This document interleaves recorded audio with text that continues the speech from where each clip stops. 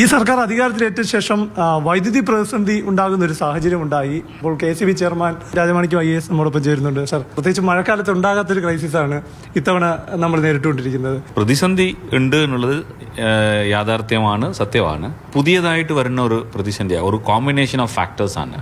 ഒരു സൈഡ് വല്ലാത്ത ഡിമാൻഡ്, നമ്മൾ പ്രതീക്ഷിക്കാത്തതിന് അപ്പുറം ഡിമാൻഡ് കൂടി. അടുത്ത സൈഡ് സപ്ലൈ സൈഡിൽ നമുക്ക് മഴ കുറഞ്ഞ് എൽനിനോ വന്ന് വെള്ളമില്ല.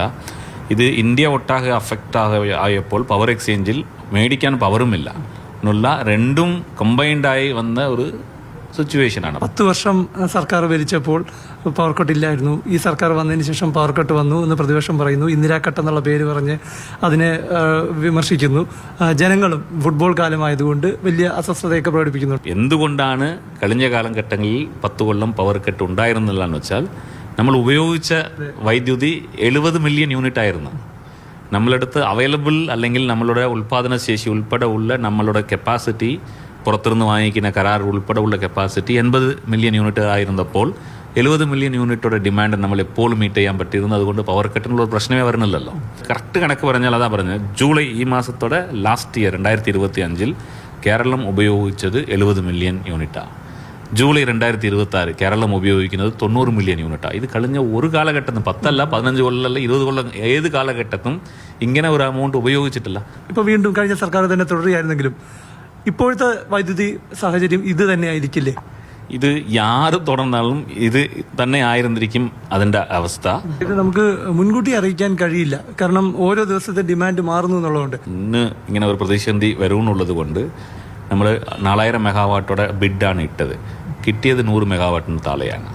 നമുക്കിപ്പോൾ 1000 മെഗാവാട്ടോടെ കുറവുണ്ട്.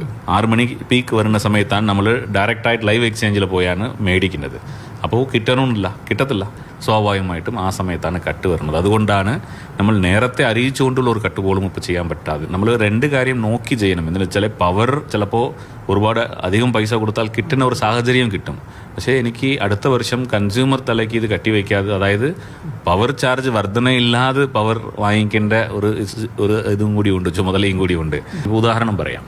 നമ്മൾ കേരളത്തിൽ ഏകദേശം ഒരു കണക്കെന്ന് പറയുന്നത് ഒരു 15 ലക്ഷം ഓളമുള്ള AC ഉണ്ട് എന്നാണ് ഒരു കണക്ക് പറയുന്നത്. 24 ഡിഗ്രിയിൽ ഉപയോഗിക്കുന്ന ആൾ 25 ഡിഗ്രിയിൽ ഉപയോഗിക്കാനായിട്ട് നമ്മൾ തുടങ്ങുവാണെങ്കിൽ നമുക്ക് സേവ് ചെയ്യാൻ പറ്റുന്നത് 1 ലക്ഷം യൂണിറ്റുകളാണ് കേരളത്തിൽ. അത് കേരളം ഒട്ടാകെ ചെയ്യുന്നത്. ഞാൻ എന്തിനാ ചെയ്യണമെന്ന് ആലോചിച്ചാൽ അതുകൊണ്ടാണ് ഇത് ഉത്തരവാദിത്തമാണ്. 1 മണിക്കൂർ എനിക്ക് ഒരു പക്ഷേ AC ഇപ്പോൾ നല്ല തണുപ്പായി 1 മണിക്കൂർ ഓഫ് ചെയ്ത് വെച്ചാൽ കേരളം സേവ് ചെയ്യാൻ പോകുന്ന പവർ 1500 മെഗാവാട്ടാണ്. നമ്മളുടെ പ്രതിസന്ധി എത്രയാണ്? വെറും 1000 മെഗാ. അപ്പോൾ അതാണ് ഞാൻ പറഞ്ഞു വരുന്നത്.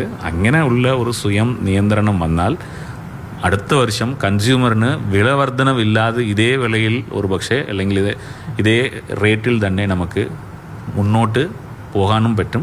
ഏതായാലും ജനങ്ങളുടെ സഹകരണം അതാണ് ഏറ്റവും പ്രധാനം. കാരണം വൈദ്യുതി വാങ്ങാൻ KCBക്ക് കിട്ടാനില്ല എന്നത് തന്നെയാണ് മുൻകാലങ്ങളിൽ നിന്ന് വ്യത്യസ്തമായൊരു സാഹചര്യം ഇപ്പോൾ ഉള്ളത്. കാരണം മഴയുമില്ല. ഏത് സർക്കാർ ഭരിച്ചാലും ഇത് സർക്കാർ മാറിയത് കൊണ്ടല്ല, കഴിഞ്ഞ സർക്കാരാണ് ഇപ്പോൾ തുടർന്നെങ്കിലും ഇപ്പോഴത്തെ ഈ പ്രതിസന്ധി ഇങ്ങനെ തന്നെ ഉണ്ടാകും എന്ന് തന്നെയാണ് KCB ചെയർമാൻ വ്യക്തമാക്കുന്നത്. ക്യാമറ സജീവമാനൊപ്പം പ്രശാന്ത് കൃഷ്ണ, മാതൃഭൂമി ന്യൂസ്, തിരുവനന്തപുരം.